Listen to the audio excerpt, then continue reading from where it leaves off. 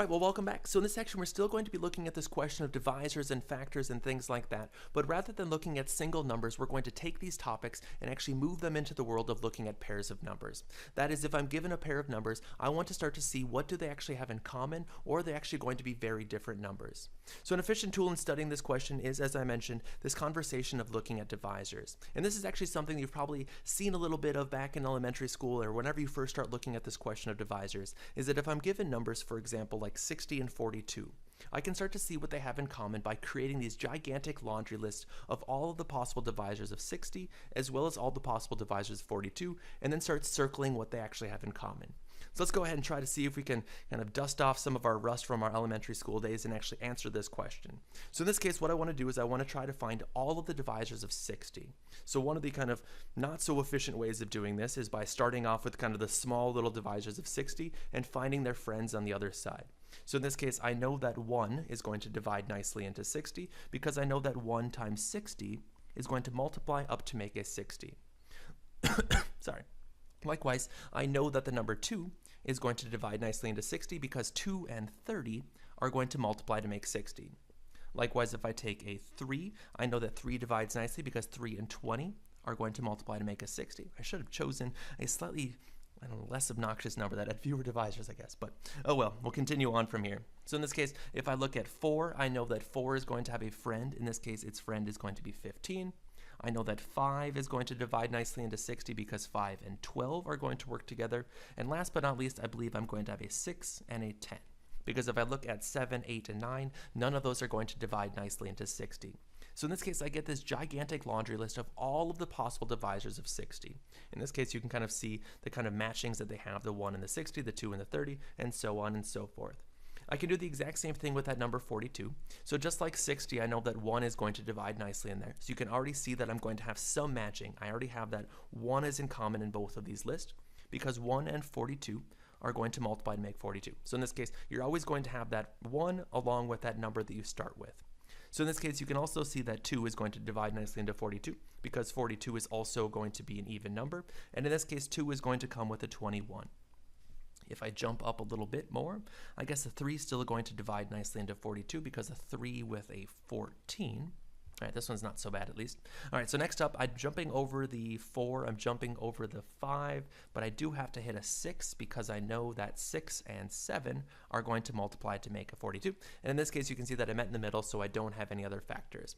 So in this case, you can see that I'm going to have 1, 2, 3, 4, 5, 6, 7, 8 total positive divisors of the number 42. So in this case, if I want to start to see what they actually have in common, I simply am just going to circle these things. So the 3s are going to be in common. The 4 is not in this list. The 5 is not in that list. But hey, there's a 6. The 7, nope. 10, no. 12, no. 15, 20, 30, nope. None of the other things are actually going to match. So in this case, I'm actually going to have, in this case, 4 total common divisors. So the 1, 2, 3, and 6 are all in common, but the biggest one of those 4, in this case 6, is going to be referred to as the greatest common divisor. So in this case, the notation that we're going to use for this is going to be the GCD, in this case of 60 and 42, is going to equal a 6. So up above, I actually have a somewhat more formal definition for what this notion of a greatest common divisor is. So we're just going to quickly run through that just because it's kind of nice to see some of those topics from Units 2 and Units 3, this kind of idea of divisors and logic, all coming full circle to kind of reference something that you've been doing probably since you were in elementary school, but now giving it a little bit more formal structure. So in this case, a greatest common divisor is always going to start off with 2 numbers. So in this case, you're going to hand me numbers A and B.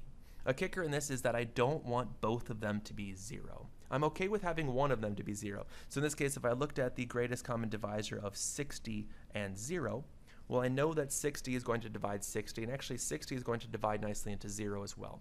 And that's the problem of having 2 zeros, is that I'm going to have too many things dividing. So in this case, if I look at the GCD of 60 and 0, it's just going to kick out a 60. So it's okay if one of them is 0, I just don't want both of them to be 0. So in this case, I'm going to be looking at these numbers D that are going to divide both of these things. So in this case, I'm looking for D's that have the property that D divides A and D divides B. If I have such a D, that's going to be referred to as a common divisor. So in this case, 1, 2, 3, and 6, they are common divisors of 60 and 42.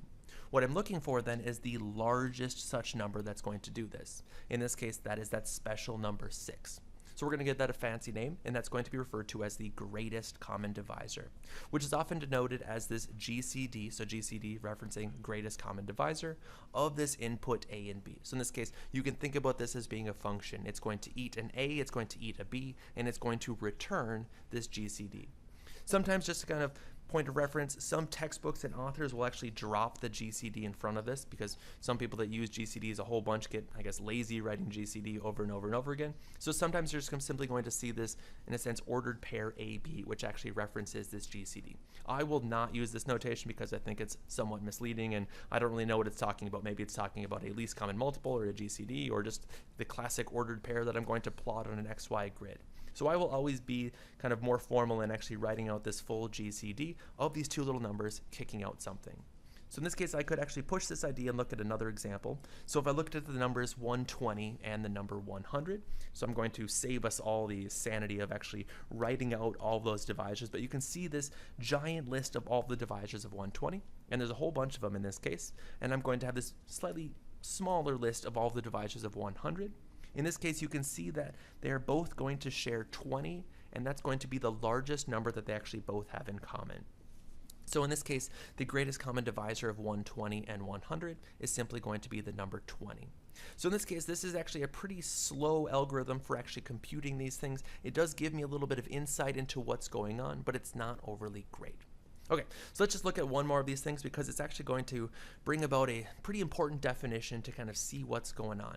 So in this case, if I'm still working with that number 120, so I'm going to write out all the divisors of 120, and then underneath that, I'm going to write out all the divisors of 49.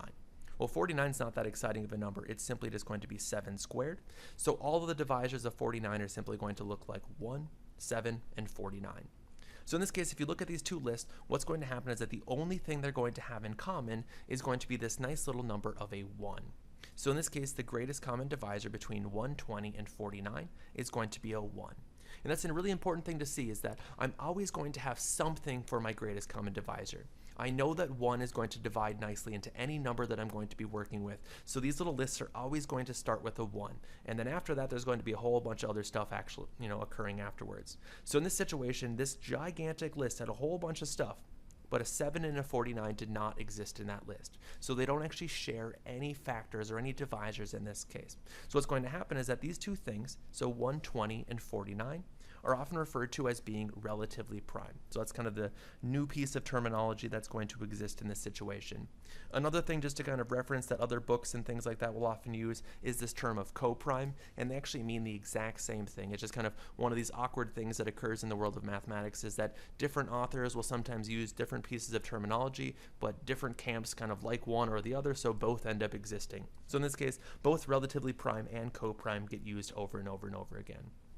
An important thing to mention in this situation, and I'll mention it again later because it seems to throw some students off sometimes, is that I am using this word prime in this situation, which is somewhat misleading, because if you look at these numbers 120 and 49, neither of those two numbers are actually prime. But I'm viewing them as a pair. So in this case, looking at the pair 120 and 49, they are actually blind to one another. The only thing they share in common is going to be this nice little number of a 1. So in this case, there are no 7s in this list, nor is there going to be any of those 2s, 3s, 4s, 5s, 6s, and things like that in that list down below. So even though neither of those numbers are actually going to be prime on their own, when they're viewed kind of compared to one another, they are actually going to be prime. In this case, they're going to be coprime or relatively prime. So that's kind of the reason for why this word prime comes into play, is that if I'm looking in the tiny world that these are the only two numbers that I care about, then they are actually going to be prime to one another. So that's where this relative word comes into play, or this notion of coprime. So these types of numbers are actually going to be very, very important as we move forward. These numbers like 120 and 49, they're just specific examples, but things that actually have this property of having a GCD of 1 are going to be, like I said, extremely important once we move back into this world of modular arithmetic and actually trying to solve various equations. These are the types of things that are actually going to have inverses, which are going to make a lot of these computations very nice. So if you go back to when we were first starting to chat about these affine ciphers and things like that, we actually had some extra information on how to solve some of these equations, this notion of how do I get rid of something in one of these things. So the idea is that the things that you can actually get rid of are going to be things that have this nice notion of being relatively prime to one another. So that's going to be something that we're going to see later. So for now, it's just a nice piece of terminology, as well as kind of a I don't know, an interesting thing that you see is that these two numbers don't share anything in common. So in this case, like I said, this is a somewhat slow method for actually trying to find some greatest common divisors. We have a slightly faster method. It's not a whole lot faster, but it is at least worth mentioning in this situation. All right, so next up, I'm just going to really quickly chat about an alternative way to actually go about trying to compute this GCD that does not involve actually writing out all of these possible divisors and then comparing what these two lists are going to have in common. In a sense, this kind of creation of this gigantic list or these two gigantic lists is a little bit of an overkill. I'm actually obtaining a little bit too much information when all I'm really caring about is what is the greatest common divisor. So what this is going to rely upon is actually this knowledge about what kind of little components or what are the little prime numbers that are used to make this number 60 and 42. So in this case, if I look at this number 60, I can simply write this thing down as being a 2, multiplied by a 2, multiplied by a 3, and a 5. So in this case, I get full information about what this number is created by. So it's created by a 2, it's another 2, a 3, and a 5. Whereas if I look at that number 42, I know that 42 is going to be created by a 2, a 3, and a 7 in this case. So now in this situation, it's pretty easy to create this nice little representation. This kind of easy to see all these little divisors all come into play, and now I know exactly how to factor this 60 and 42. So now when it comes down to the question of what is the greatest common divisor of 60 and 42, well, what's going to happen is that I'm going to look at these two little lists or these two representations and say, oh, well, 42 has 1 2 in it, and 60 actually has 2 2s in it, but I can't take any more than the 1 2 and the 42 because otherwise I'm not going to have this notion that that thing's going to divide 42. So in this case, my GCD is going to at least a 2 in it. Likewise, I'm going to look at this 42, which I can see has a 3 in it, and that 60 also has a 3 in it, so I'm going to choose that 3 as well. Whereas if I look at that 5, there's not a 5 down here, so I'm going to throw it away. And if I look at that 7, there's not a 7 up there, so it's also going to be thrown away. And likewise, I have 2 of these 2s up in the 60s, but I only have 1 2 down at 42, so I can only grab one of those things. So in this case, if I look at all those little components that make up 60 and 42, I simply can grab 1 2 and I can grab 1 3, and in this case, it's going to create a much nicer way to actually see what this GCD is. So in this case, my GCD is simply going to be a 6. But in this case, this is still a little bit of an overkill. I actually had to do this kind of full factorization on this number 60 and 42. And for these numbers, it's not so bad, but actually moving into a much more general setting where this number 60 could be, 20 or 100 or 2,000 digits long, actually computing this gigantic factorization is sometimes really challenging. So what we really are hoping for is a significantly more impressive or at least efficient system for actually computing some of these GCDs. So that's exactly where this next algorithm is going to come into play, which is going to be referred to as the Euclidean algorithm. So it takes a little bit of practice on running this thing a few times, but once you get kind of the hang on what's going on, it does become a really pretty quick thing to actually see how all this factorization comes into play. So that's where the rest of this section is going to be living in. We're going to move away from kind of this elementary school day kind of computation of GCDs and things like that, and try to get to something that actually has the potential for attacking really big numbers. And that's exactly where this next algorithm is going to come into play.